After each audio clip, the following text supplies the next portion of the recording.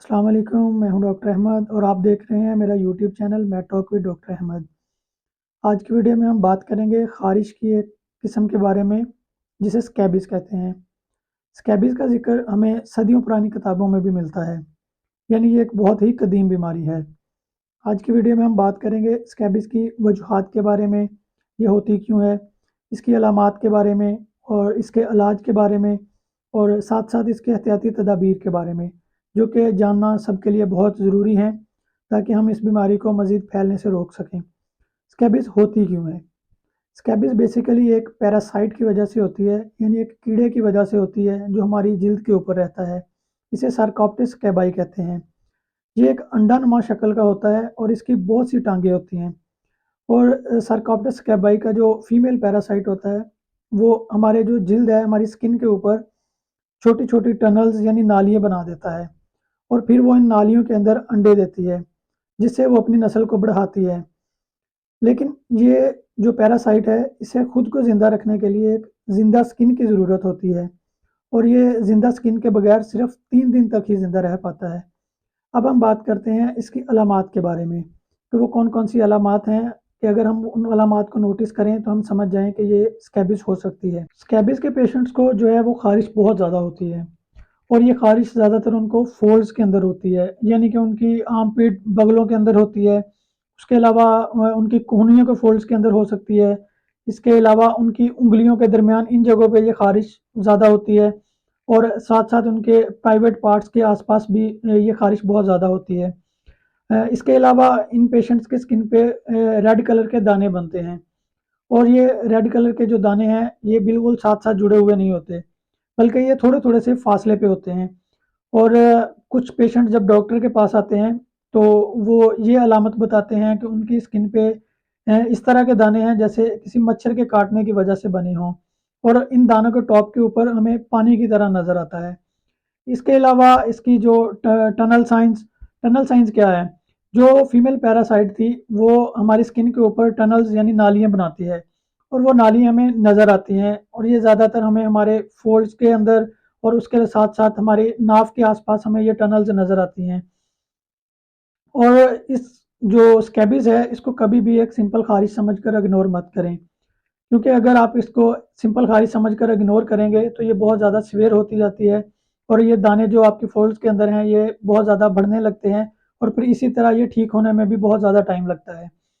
अगर आपको फ़ोल्ड्स के अंदर ख़ारिश है, यानी आपकी उँगलियों के दरमियान, आपकी आर्मपिट्स के अंदर, आपकी कूहनियों के फ़ोल्ड्स के अंदर, आपके प्राइवेट पार्ट्स के इर्द-गिर्द और साथ-साथ ये ख़ारिश आपको रात के वक़्त ज़्यादा बढ़ जाती है, तो मोस्ट प्रोबेबली ये स्कैबीज़ हो सकती है। अगर आप में ये साइन्स हैं, तो आप अपने डॉक्टर से लाज़मी रजू करें, ताकि इसको डायग्नोज़ किया जा सके। स्कैबीज़ को डायग्नोज़ करते कैसे हैं?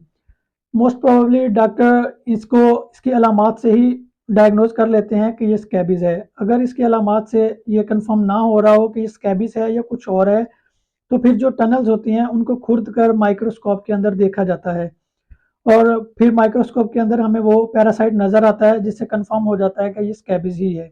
अब हम बात करते हैं ट्रीटमेंट के बारे में कि अगर हमें कन्फर्म हो जाए कि ये स्कैबीज़ है, तो इसका इलाज कैसे मुमकिन है? उसके लिए हम एंटी पैरासाइट क्रीम यूज़ करते हैं। परमेथ्रिन 5% के नाम से एक क्रीम आती है, वो आपने अपने पूरे जिस्म पर गर्दन से लेके पाँव तक अप्लाई करनी होती है और ख़ास तौर पर जहाँ पे दाने ज़्यादा हैं या ख़ारिश ज़्यादा होती है, उन जगहों पे वो क्रीम अच्छे से लगाएँ और ये क्रीम 8 से 10 घंटे तक आपके जिस्म पे लगी रहनी चाहिए और लगाने से पहले लाज़मी नहाना चाहिए और लगाने के बाद भी 8 से 10 घंटे बाद भी आप लाज़मी नहाएँ और कपड़े चेंज करें।